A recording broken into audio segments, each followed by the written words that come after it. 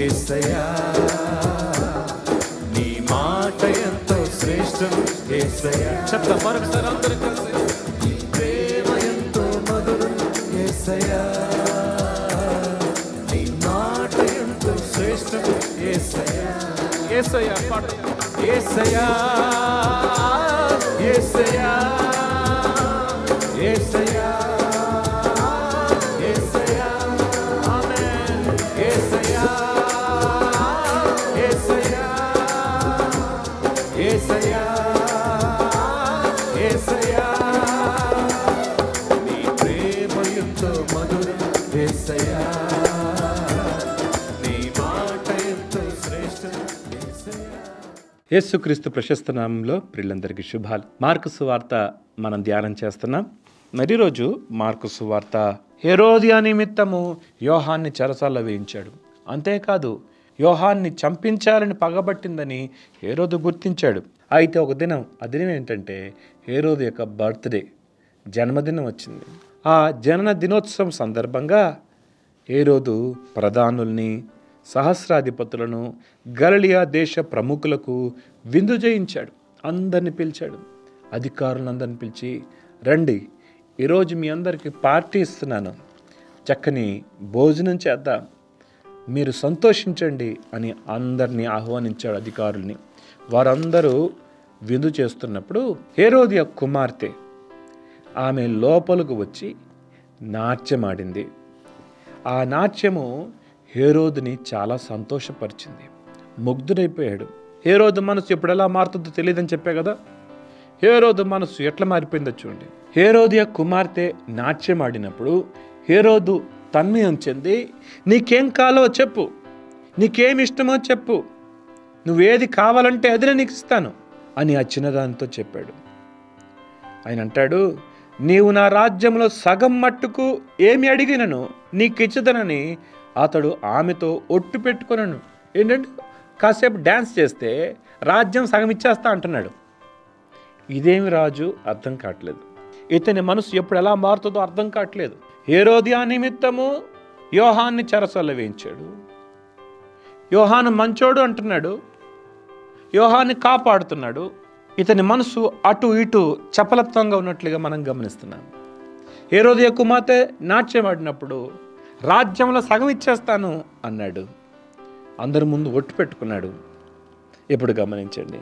కనుక ఆమె వెళ్ళి నేనేమి అడిగేదనని తన తల్లిని అడగగా, ఈమె తన తల్లి దగ్గరికి వచ్చి, అమ్మా ఏమడగమంటావు? హేరోదు గారేమో రాజ్యంలో సగం మట్టుకిస్తానన్నాడు, ఏమడగమంటావు చెప్పు.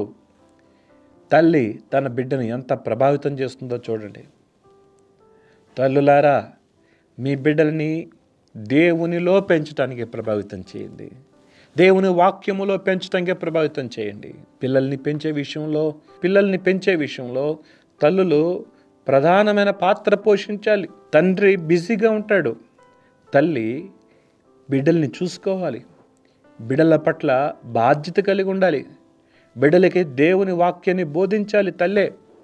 కానీ ఇక్కడ హేరోదియా ఏం నేర్పిస్తుందో చూడండి. ఏం కావాలి కోరుకో అంటే ఆ తల్లి అనింది, బాప్తిస్మిచ్ యోహాను తల అడుగుమనను. ఏం అడగాలంట? బాప్తిస్మిచ్ యోహాను. ఎందుకు? బాప్తిస్మిచ్ యోహాను అందరి ముందు నన్ను అవమానపరిచాడు, నా జీవితాన్ని బయట పెట్టాడు, నా రహస్య జీవితాన్ని బయటకు తీసుకొచ్చాడు. యోహాను తల శిరశ్ఛేదం చేయించాలి, యోహాను తల కావాలి. హేరోదియా కుమార్తె అందరి ముందు నాకు యోహాను తల కావాలి అని చెప్పింది. అర్థమైపోయింది హేరోదుకి ఇది ఎవరి నుంచి వచ్చిందో. ఈ ఆలోచన తనది కాదని అర్థమైంది.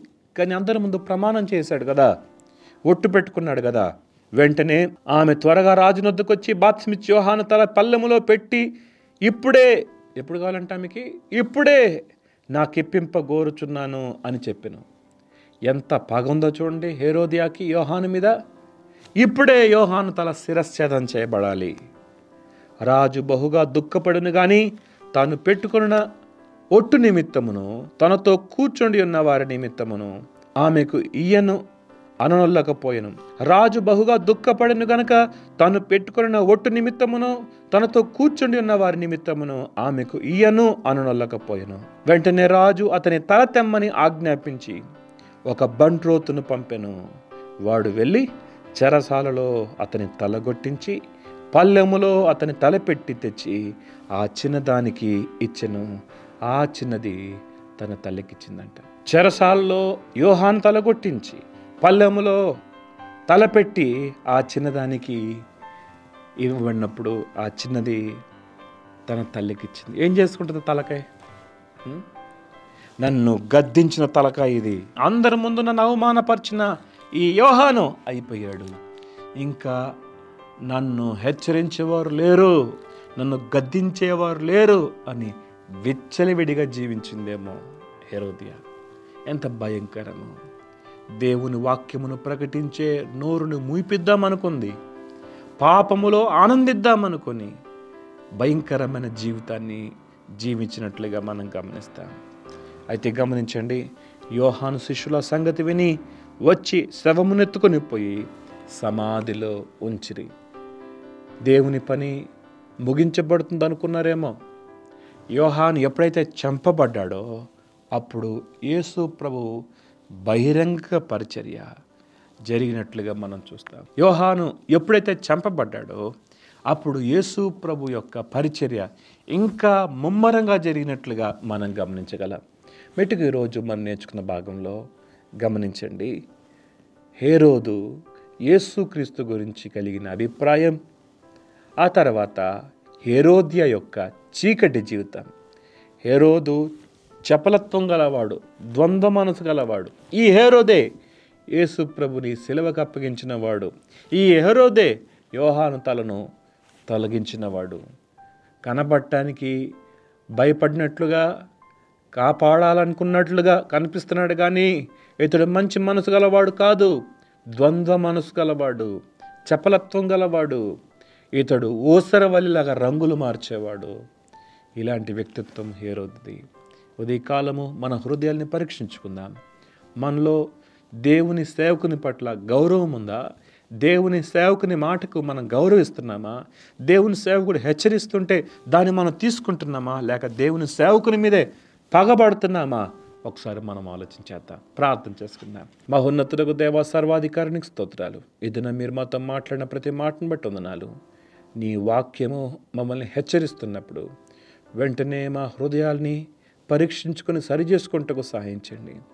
పగబట్టుకునేవారిగా కాక, పగబట్టేవారిగా కాక, లోబడి క్రమపరచబడి దిద్దబడేవారి గుంటకు సహాయపడండి. వెతుబడిన మాటలు మా అందరి హృదయాలు నీరు కట్టి ఫలింపచేయమని యేసు నామములో అడుగుతున్నాం తండ్రి, ఆమేన్.